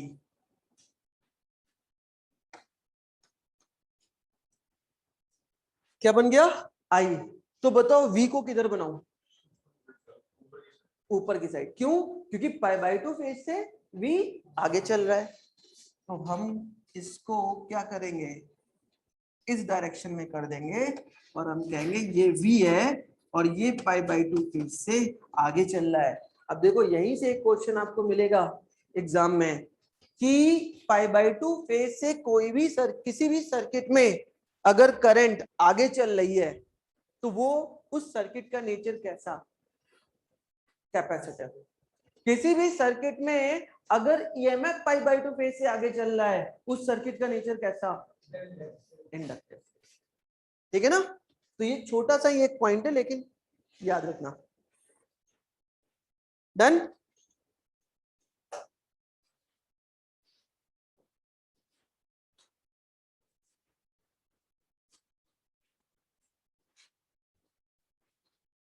और फिजिक्स में कोई भी चीज रटने वाली नहीं होती, इस चीज को रट लो कि हाँ ये ऐसा है।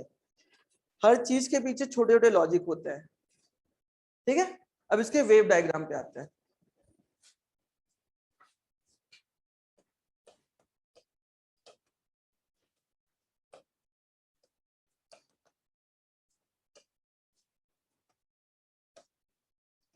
अब देखो, वेव डायग्राम में दो तरीके से डायग्राम आप बना सकते हो। आपको अलग अलग जगह पे अलग अलग तरीके से रिप्रेजेंट किया हुआ मिलेगा, लेकिन दोनों का कंक्लूजन सेम है। आप कभी भी किसी भी बुक को उठा के देखो, आप इस बुक को भी उठा के देखोगे, इन्होंने इंटीग्रेट किया है और इंटीग्रेट करके रिजल्ट पे पहुंचे हैं। रिजल्ट तो सेम आया है, उसमें भी ई की वैल्यू हमेशा आगे ही होती है पाई बाई 2, लेकिन फर्क है। किस चीज का फर्क है?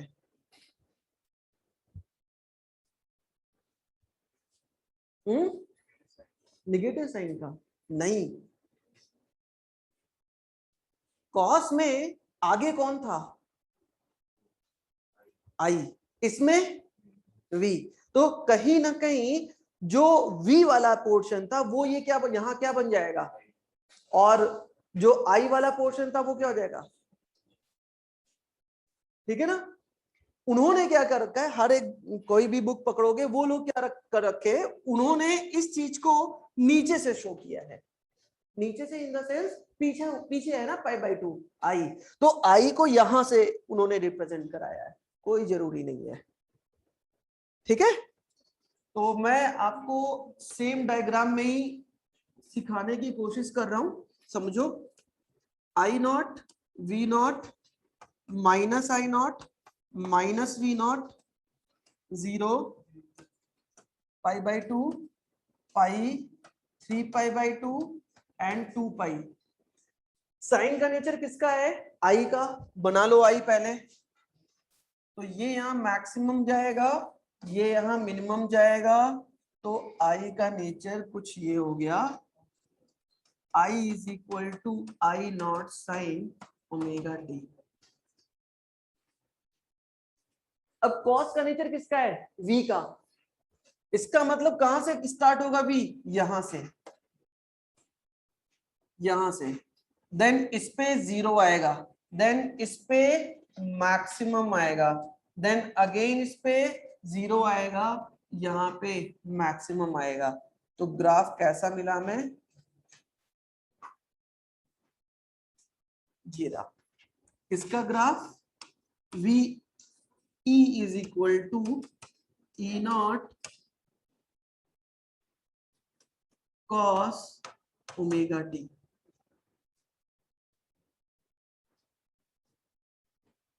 विवेक, बात समझ में आई क्या? रिप्लाई दो। अच्छा, आदित्य मॉल भी बैठा हुआ है, वाह भाई, यस सर। क्या बात है। तुम आए क्यों नहीं? सर वो जुकाम हो गया था सो। हाँ, अरे आज स्कूल गया था और फिर बाद में कल भी गया था, सो फिर थक गया। अच्छा। Yes sir. तुम्हारे साथ के कुछ बच्चे यहाँ बैठे हुए हैं, तुम दोनों भी नारायणा से हो क्या? हैं? अच्छा,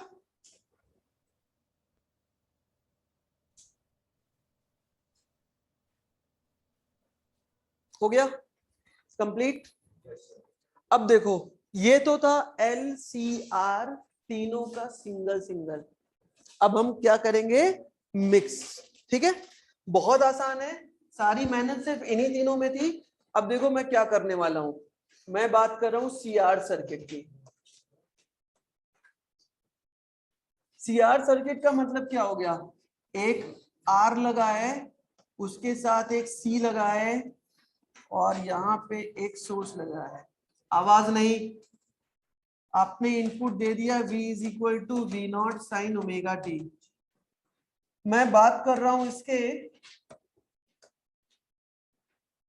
ये तो हमारा क्या था R और ये था C। R का जरा मुझे फेजर डायग्राम बताओ।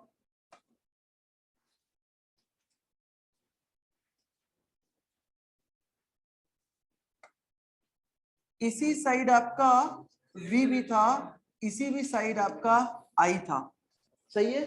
और मैं V की जगह पे यूज कर रहा हूं VR। VR मतलब पोटेंशियल ऑफ रेजिस्टिव सर्किट। ऐसे C पे आ जाओ।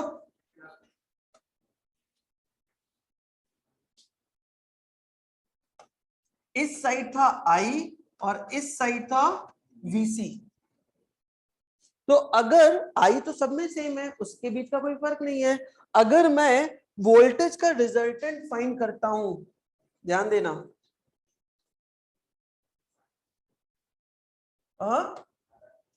तो ये हो जाएगा आपका VR और ये हो जाएगा आपका VC। तो इसका रिजल्टेंट कैसा मिलेगा आपको, कुछ ऐसा मिलेगा, ये रहा। उस V की वैल्यू क्या होगी, under root VL square plus VR square, है ना। तो आप कह सकते हो therefore V is equal to under root VL square plus VR square. तो VL की जगह पे क्या यूज करें, I स्क्वायर इंटू LC है ये।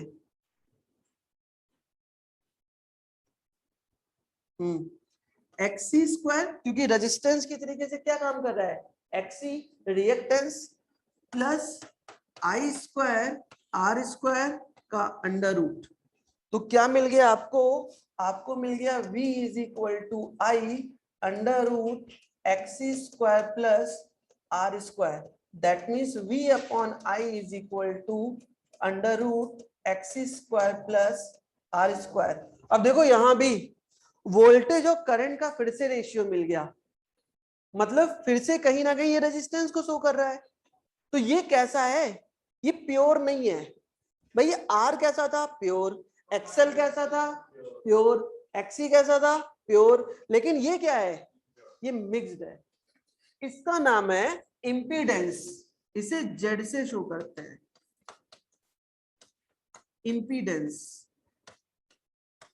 तो Z इज इक्वल टू क्या मिल गया, under root XC square plus R square. इसे आप ऐसा भी लिख सकते हो, Z is equal to under root 4 pi square F नहीं, वेट, मैं अगले पेज पे आता हूं, नोट करो पहले। कहां पे, हाँ नहीं V है भाई, VRMS है नहीं, VRMS is equal to V naught by root 2। तो ये VRMS है जो घर में सप्लाई आ रही है। तो ये ऐसा कुछ नहीं है, देखो समझो, V upon I is always equal to VRMS upon IRMS is always equal to V naught upon I naught. सबका तुम निकाल के रेशियो ले लो, रूट टू दोनों में आ रहा था, कट जाएगा VRMS के, और यही V अपॉन I है, कोई फर्क नहीं है। हाँ क्यों नहीं भाई, देखो यहाँ पे ये फेजर डायग्राम ही तो है इसका, तो उसका रिजल्टेंट कैसा काम कर रहा है, ऐसा। और कितने एंगल पे कर रहा है, मैंने माना ये डायरेक्शन कौन सी होती थी, आई की होती थी हमेशा। ये इसका फेजर डायग्राम है बेसिकली, लिख लो, क्योंकि अभी वेव डायग्राम बनाने में ये हेल्प करेगा आपकी। तो अगर ये एक्स एक्सिस की डायरेक्शन हमेशा आई होती थी, तो आई से कितने,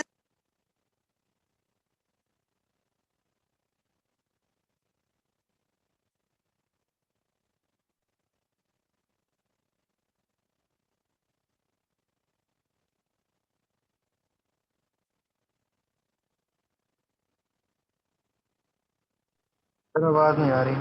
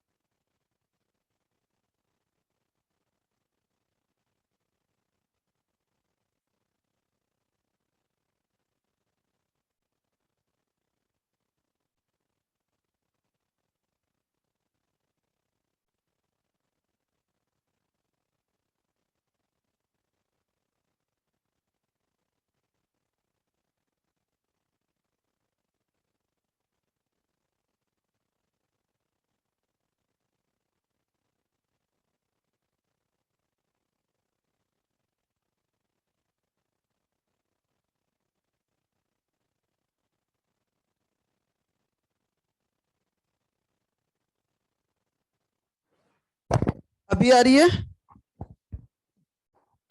यस ठीक है।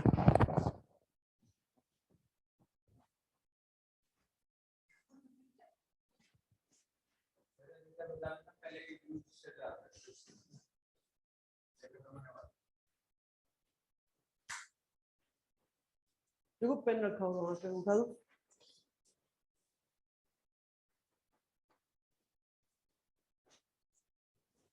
अब ध्यान दो, मैं इसे थोड़ा सा और चेंज कर रहा हूं।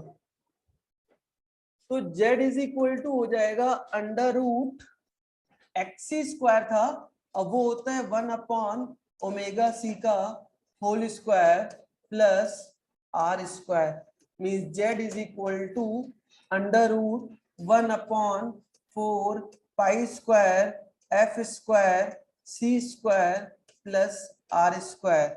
और इसे आप ऐसे भी लिख सकते हो, z इज इक्वल टू 1/ओमेगा square c square plus r square. Means f के साथ भी आएगा तो भी आप वैल्यू निकाल लोगे इसके इंपीडेंस की, ओमेगा के साथ आएगा तो भी इसके इंपीडेंस की वैल्यू निकाल लोगे। अब बात करते हैं इसकी डायरेक्शन। तो वापस आओ, देखो जरा यहाँ पे ये है फाई, तो tan फाई निकाल सकते हैं परपेंडिकुलर ऑफ बेस से। तो परपेंडिकुलर क्या है आपका v इंटू सी, और ये क्या है आपका वी आर। तो आपको क्या मिल जाएगा, tan phi is equal to V C upon V R, that means phi is equal to tan inverse X C upon R, या इसे आप ऐसे भी कह सकते हो tan इनवर्स 1/ओमेगा c r। बहुत बार ये रिलेशन पूछा गया है। तो कितने फेज से वो मूव कर रहा है, tan इनवर्स 1/ओमेगा c r से। तो आगे कौन है, करंट या वोल्टेज? करंट कितने फेज से, 5 फेज से। डन।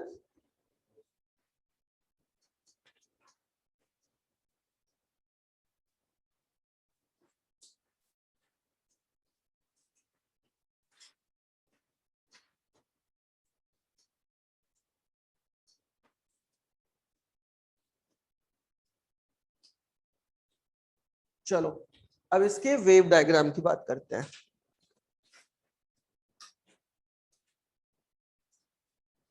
जब आप लोग अगर इलेक्ट्रिकल एंड कम्युनिकेशन से पढ़ाई करोगे ना, बीटेक कर रहे होगे, बहुत ये हेल्प करेगा।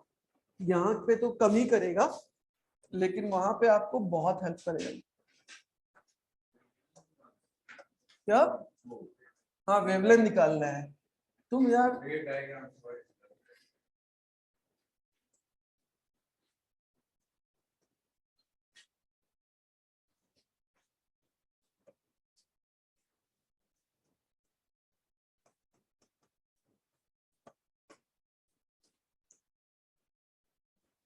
अब देखो साइन का नेचर किसका है, आई का। भाई आई सेम एक्सिस पे था ना, मैंने कहा ये किस एंगल किसके साथ है। चलो वापस आते हैं, साइन नहीं, साइन का नेचर v का है, v is equal to V naught sine omega T मैंने मान रखा है। तो सबसे पहले इसे प्लॉट कर लेते हैं जो नेचर को शो कर रहा है। मतलब ये हो गया 0, ये हो गया π/2, ये हो गया पाई, ये हो गया 3π/2 और ये हो गया 2π। तो π/2 पे मैक्सिमम एंड यहाँ पे मिनिमम। तो जो ग्राफ मिलेगा कैसा मिलेगा, ये मिलेगा। तो ये मिला v is equal to V naught sine omega T का। तो बताओ ये आगे है कि पीछे है? अच्छा, फेज डायग्राम देखो, पीछे है। कितना पीछे है, 5 फेज। तो हमें क्या करना होगा, आई को इससे 5 फेज आगे करना पड़ेगा। तो आपको रिलेशन पता है, जब आई आगे था, मैं कॉस किस वाले में था, एल में कि सी में, आई किस में आगे था, सी वाले में। जरा सी वाले सर्किट पे आओ, यही है, हाँ यही है भाई। ये किसका है, कैपेसिटिव सर्किट का है। और इसमें आई कितना आगे है, पाई बाई 2।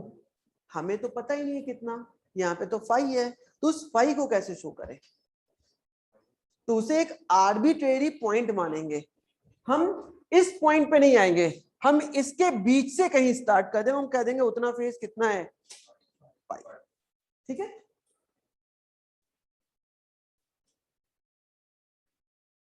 तो मैं क्या कर रहा हूं, मैं आई को बना रहा हूं कुछ यहां से, इस पॉइंट पे मैक्सिमा।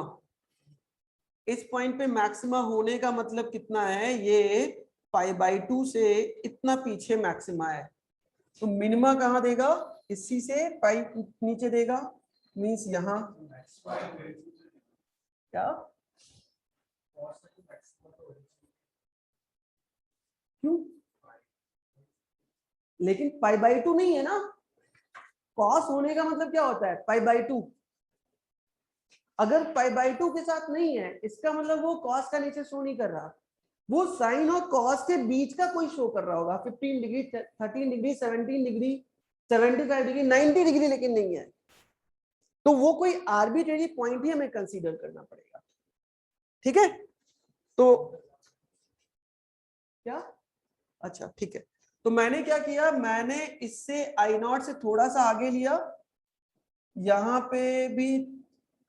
अच्छा, इसको बनाए कैसे भाई, साइन का ग्राफ होगा लेकिन फाई डिग्री हाँ वो खिसका हुआ ही होगा, वही मैं बनाना चाह रहा हूँ। और ये जब यहाँ है तो ये थोड़ा सा आगे, चलो कोई बात नहीं, मैं बनाता हूँ, ध्यान दो, उसके बाद ड्रॉ करेंगे। मैंने इसको यहां से स्टार्ट किया, वो इसके आगे ऐसे कट कर रहा है, यहां आ रहा है। अब ये अगर यहां आ रहा है इससे पीछे, तो यहां से ये ऐसे जाएगा और ऐसे जाके ये कट करेगा कुछ यहां पे, ये साइन का ही नेचर है। और मैंने कहा कितने का डिफरेंस है ये, तो ये है phi is equal to tan inverse XC upon XR का।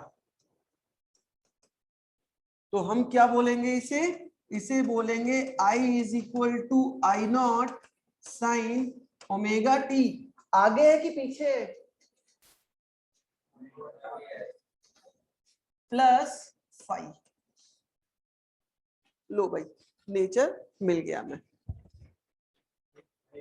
फाई जो होगा वो एक्स एक्सिस पे, एक्स एक्सिस पे किसका, एक्स और वाई का मतलब क्या है, अगर हम एक्स एक्सिस से रिलेट करके साइन ओमेगा टी का ग्राफ बनाते हाँ हैं, एंड हमने ओमेगा टी में प्लस फाई करा, तो साइन का ग्राफ लगाना तो फाई कितना हो सकता है, ठीक है, आगे या पीछे, हाँ तो वही तो बनाया है मैंने। अच्छा तुम कह रहे हो वाई एक्सिस पे जो मैंने ले लिया है, अरे यार यही तो ये है, ये जो देख रहे हो यही तो ये भी लेके चलेगा, फर्क थोड़ा ना है। अगर ये पाई बाई 2 पे कट करेगा तो ये पाई बाई 2 पे इधर भी मिलेगा। एक्स और वाई एक्सिस पे दोनों का वेरिएशन कैसा होता है, सेम होता है।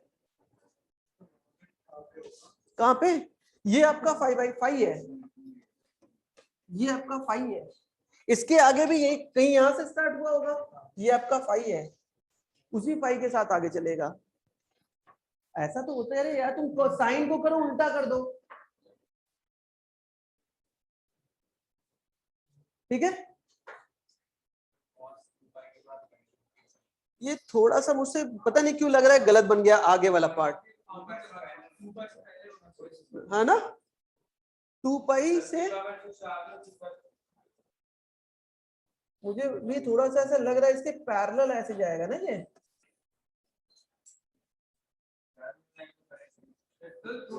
अरे एक मिनट,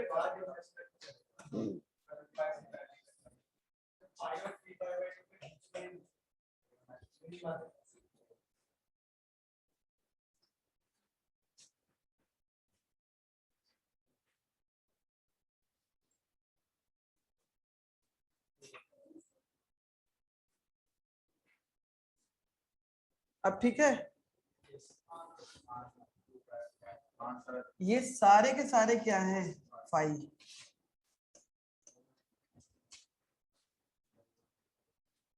अरे वो मुझे भी लग रहा था मैंने गलत बनाया, तुम लोगों को खुद सोचना चाहिए था।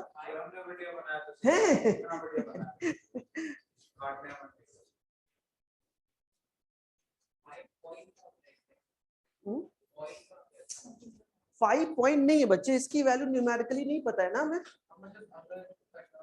तो ये, हाँ भाई ये कहां से स्टार्ट हो रहा है, ये कहीं यहां से स्टार्ट हो रहा है, तो इससे 0 से कितने आ गए हैं, 5, पाई से कितना होगा 5, 2 पाई से कितना होगा 5।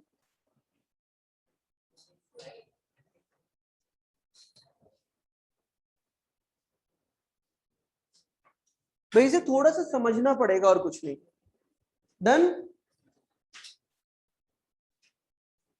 देखो ऐसे बनाओ, 2 पेन लो, एक पेन और जरा मुझे देना, ये इस पे चलेगी क्या, हाँ चलेगी।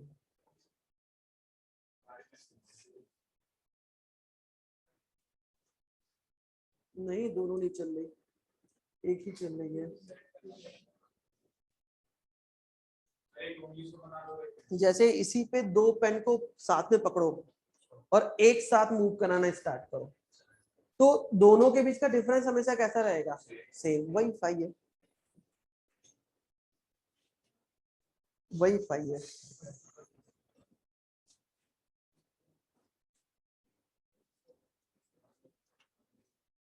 ठीक है, अब आते हैं हम दूसरे सर्किट पे, करना इसको मैं भेज दूंगा।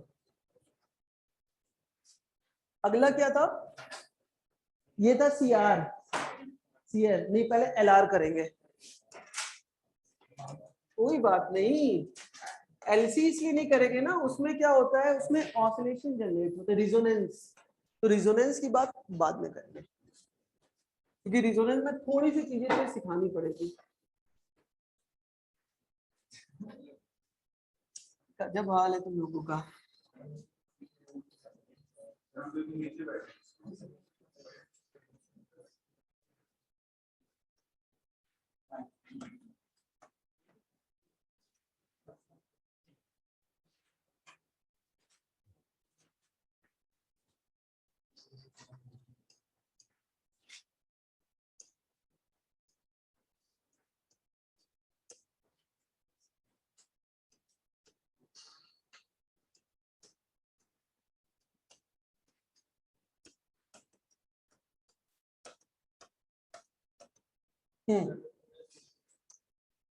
देखो वी आर अगेन एक्स की तरफ ही है, और वी एल क्या होता है, π/2 फेज ऊपर होता है। तो मैं फिर से फेज डायग्राम पे आ रहा हूं,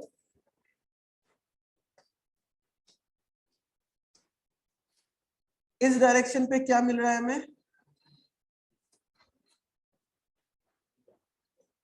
वी आर, और इस डायरेक्शन पे मिल रहा है हमें वी एल। तो रिजल्टेंट क्या मिलेगा, v is equal to under root V are square plus V L square, और ये कितना एंगल हो जाएगा फिर 5। तो आप कहोगे v is equal to under root, अच्छा पुराने वाले में हम लोगों ने करंट की वैल्यू नहीं निकाली थी ना, जो मैक्सिमम करंट है, चलो अभी वापस आते हैं। तो v are square plus V L square, that means v upon i is equal to under root are square plus XL square, means z is equal to under root are square plus XL square, and और z is equal to under root are square plus XL square into l square. ये क्या लिखा है मैंने, omega square into l square, और z is equal to under root are square plus 4 pi square F square L square.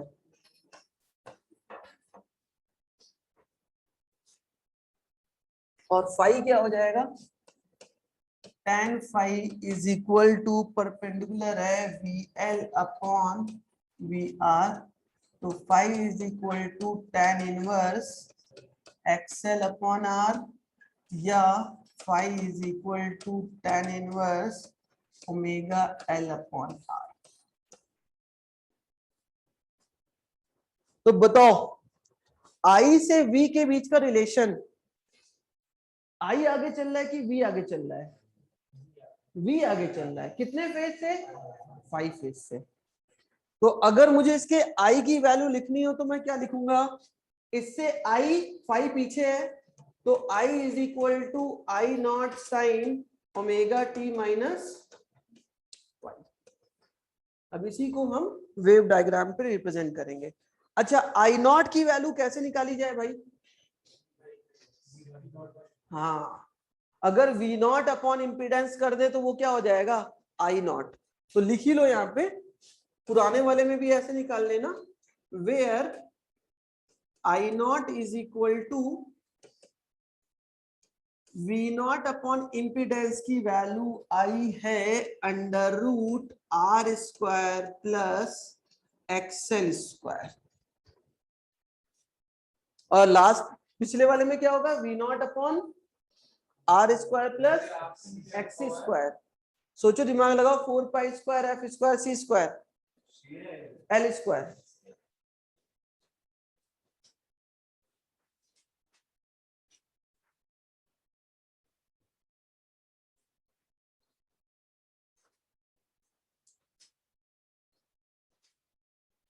अब एक दिन और बचा, एसी खत्म, क्वालिटी फैक्टर और रिजोनेंस बताना है। हाँ,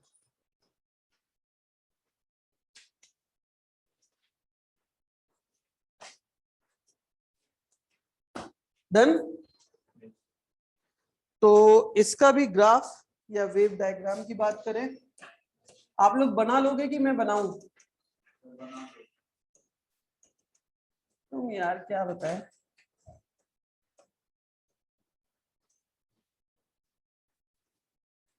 वही पुराना वाला सेम है, बस उसका बदल दो नोटेशन। आई की जगह पे वी कर दो, वी की जगह पे आई कर दो।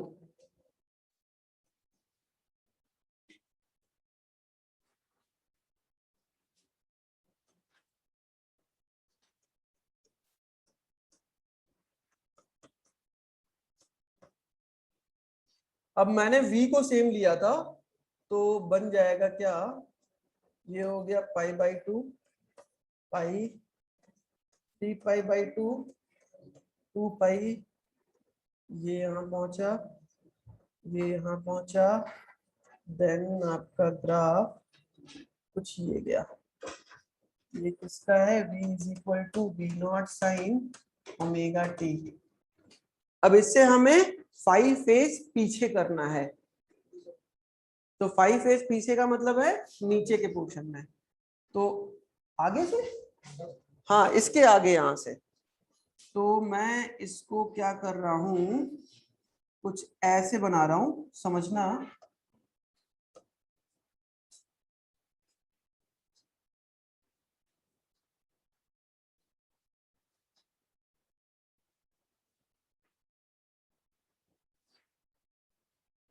सही बना है क्या? नहीं सही, पैरेलल तो जा रहा है भाई। ठीक है, बिल्कुल ठीक है। तो ये क्या हो जाएगा? ये हो जाएगा I is equal to I naught sine omega T minus 5, और ये तुम्हारा फेज हो जाएगा 5 माइनस 5, मतलब पीछे से चल रहा है।